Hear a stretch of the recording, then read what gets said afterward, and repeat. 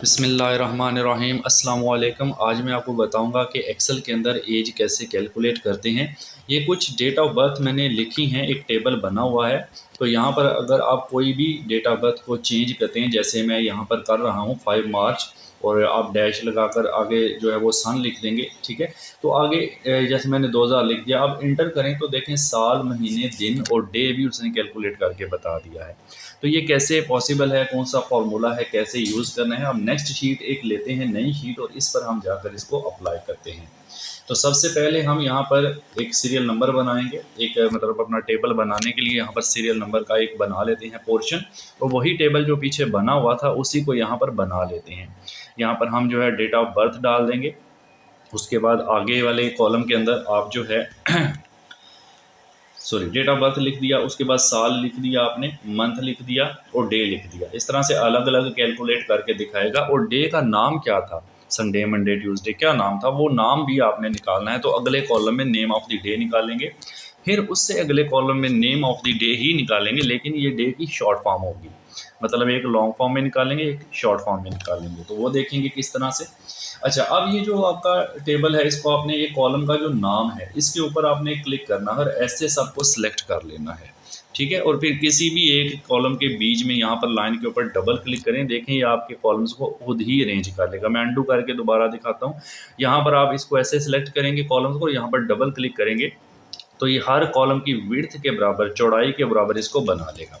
चलिए आप इसको बोल्ड कर लेते हैं और शेड वगैरह लगा लेते हैं। और ये चीज़ें तो आपको पता ही है, क्योंकि हम एक्सेल में एडवांस कर रहे हैं। तो कोर्स में इंशाल्लाह बहुत जल्द बनाऊंगा। आप लोग मुझे कमेंट करें, अगर आप चाहते हैं कि हम स्टेप बाय स्टेप एक्सेल का कोर्स भी बनाएं तो आप मुझे कमेंट करें ताकि मैं उस पर भी काम शुरू करूं। तो यहाँ पर मैं सारे टेबल को सिलेक्ट करके सेंटर सेलेक्ट कर रहा हूँ ताकि जो भी डाटा है वो हमारा सेंटर में रहे। अब हम यहाँ पर रफली कुछ डेट ऑफ बर्थ वगैरह एंटर कर लेते हैं, ठीक है, अंदाजे से। जैसे मैंने एक एंटर कर दी 4 फरवरी 2005, ठीक है। उसके बाद अब हम साल वाले कॉलम के अंदर क्लिक करेंगे, जहाँ पर आपने फार्मूला लगाना है वहाँ पर क्लिक करके इक्वल लगाना है।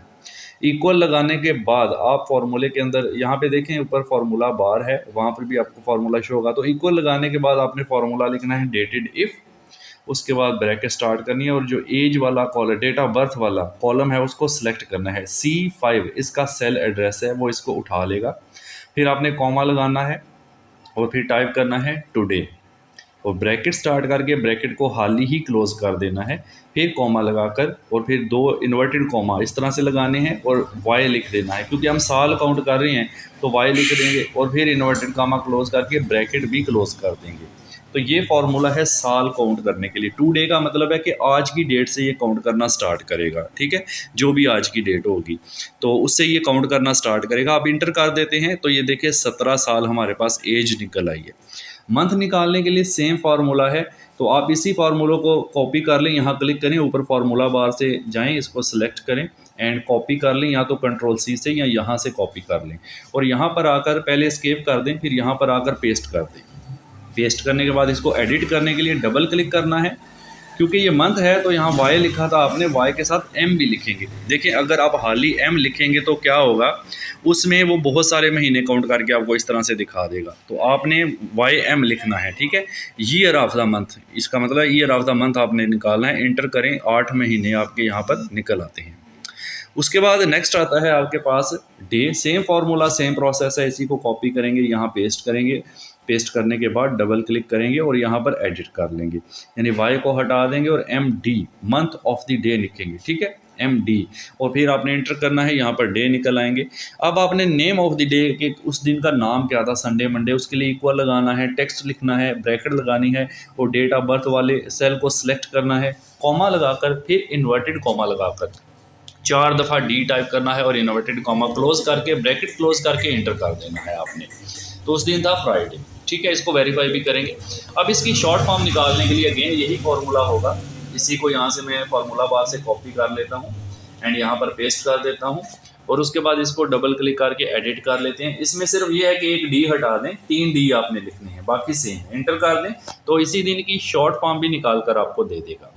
इस तरह आप इस जो ग्रीन पॉइंट है ये छोटा, इस पर ड्रैग कर लें पकड़ के, तो सारी डेट ऑफ बर्थ जो है उनकी आपको डिटेल निकाल कर दे देगा। ठीक है, इस तरह इस पर आप डबल क्लिक भी कर सकते हैं। जैसे फ्राइडे वाला पॉइंट है, इस पर डबल क्लिक करें, इस पर डबल क्लिक करें, तो ये नीचे तक डाटा को कॉपी कर देता है। फिर पूरे टेबल को सिलेक्ट करके मैं यहाँ से ऑल बॉर्डर कर देता हूँ, तो ये हमारा डाटा बन चुका है।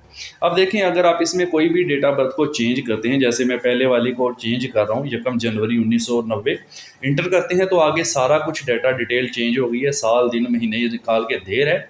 चलें अब इसको वेरीफाई भी कर लेते हैं कि क्या 1 जनवरी को मंडे ही बन रहा था। तो हम कैलेंडर पे चलते हैं और यहाँ पर हम 1990 के अंदर चलते हैं और वहाँ पर जाके जनवरी के महीने के अंदर देखते हैं क्या ये सही दिन बता रहा है। तो ये देखें जी, यहाँ पर मैं आ चुका हूँ और ये मेरा जनवरी का महीना आप देख सकते हैं 1 को मंडे ही बन रहा है। तो इसका मतलब है ये जो डिटेल बता रहा है ये बिल्कुल एक्यूरेट है और दुरुस्त है, इसी में किसी किस्म का भी कोई मसला नहीं है।